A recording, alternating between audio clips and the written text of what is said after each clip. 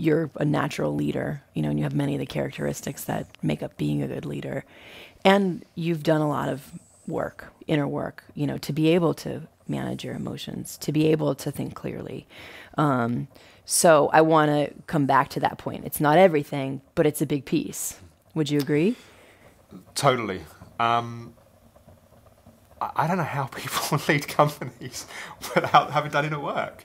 Like, I can't imagine so many situations I've been in not having the holding and the reference points and the support of the work that I've done. Like, seeing clearly a situation where there's complex politics between people and not having an understanding of human psychology and be able to deconstruct what's happening. Like, we were talking about over dinner last night about the Enneagram.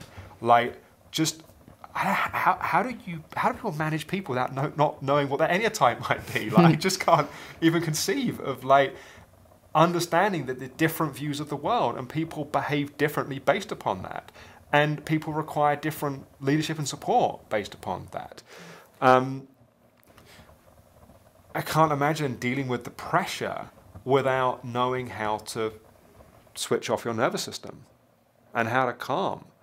I can't imagine how Tanya and I would navigate the pressures on our relationship of my work life without knowing how to relate authentically and honestly and talk about that and have support sometimes in managing that. Like, I understand how, I also understand how people are parents and have kids without that stuff as well. I'm almost staggered by how the resourcefulness of human beings to figure shit out without the support and reference points.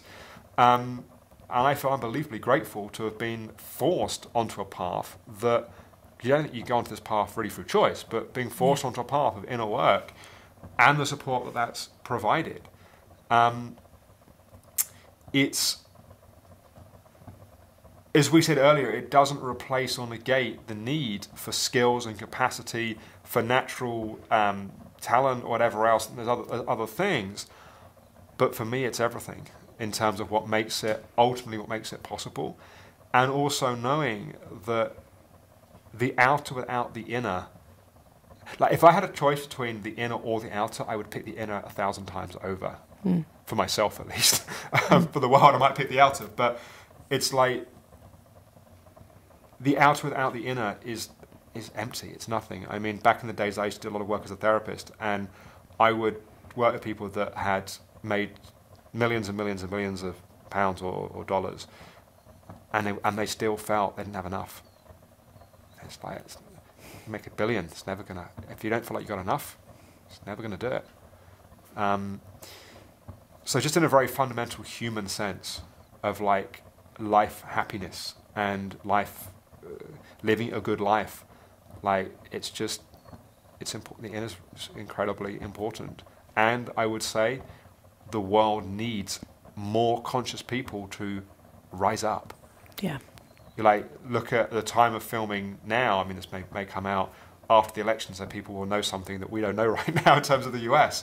But without commenting too heavily on political candidates, I think most people would say there's a lack of good political leaders. Like, right now, Barack Obama, I think we have who will go down as one of the greatest leaders of the last 100 years. Like, I think he's an incredible leader.